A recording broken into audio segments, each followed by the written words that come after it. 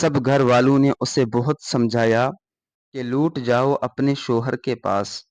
मियाँ बीवी में अनबन होती रहती है। नाराजगी का ये मतलब नहीं कि तुम मैके आकर ही बैठ जाओ। और कितने दिन बैठोगी? वो नहीं बुलाता तो तुम लूट जाओ। औरत को लूटना ही पड़ता है। मर्द कभी आवाज नहीं देता, लेकिन नादिया न मानी। न जाने क्यों अब की बार उसका दिल अड़ा बैठा था इसी बात पर। नादिया बोली, हर बार मैं ही तो मनाती थी उन्हें, तब भी जब मेरी गलती न भी हो। हर बार मैं ही तो उनके पास लूटी हूँ, अपनी सारी अना को तोड़कर। मगर अब की बार बस वो बुलाएंगे। क्यों नहीं बुलाएंगे? क्या वो मेरे बगैर रह सकते हैं? बस अब की बार ये मान मेरे हिस्से में आए, सिर्फ एक बार। फिर जिंदगी में कभी उन्हें इस बात पर मजबूर नहीं करूंगी। नादिया अब के बार वो डट गई थी।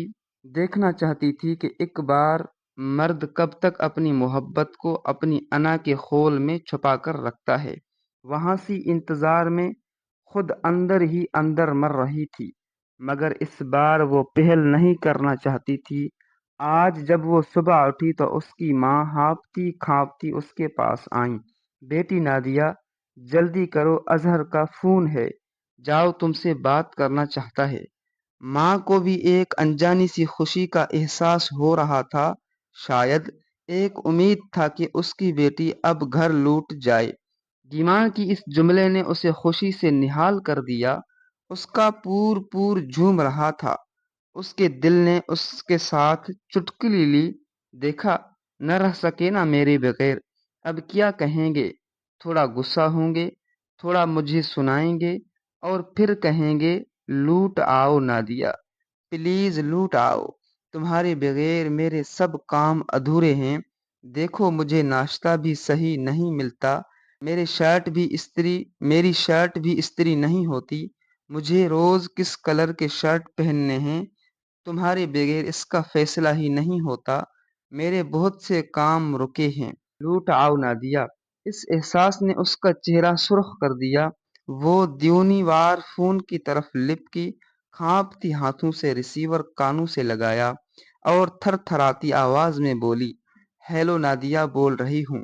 दूसरी तरफ से सपाट सा लहजा उसके कानों से टकराया। नादिया, मैंने तुम्हें इसलिए फोन किया है ताकि तुम्हें वो 3 लफ्ज सुना सकूं जो मेरा फैसला है। वो खुशी से निहाल हो गई।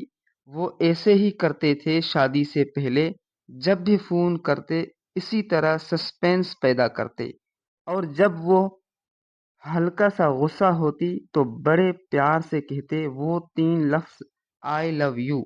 वो शर्मा सी गई। इसके कान उन लफ्जों को सुनने के लिए बेचैन थे। वो नजरें झुकाकर बोली, जी बोले, मैं सुन रही हूँ। दूसरी तरफ वही सपाट आवाज फिर उभरी, मैं तुम्हें कहना चाहता हूँ, अब मेरा तुम्हारे साथ गुजारा नहीं। तुम रहो अपनी अम्मी के घर, अब हमेशा हमेशा के लिए। और मेरी तरफ से ये 3 लफ्ज भी सुन लो, तलाक तलाक तलाक। कल तुम्हें तलाक के पेपर मौसूल हो जाएंगे। अल्लाह हाफिज। दूसरी तरफ रिसीवर रख दिया गया था और वो बुत बनी रिसीवर को घूर रही थी। जिन 3 लफ्जों की वो तमन्ना कर रही थी, शायद वो उसे सुनकर खुशी से रो पड़ती।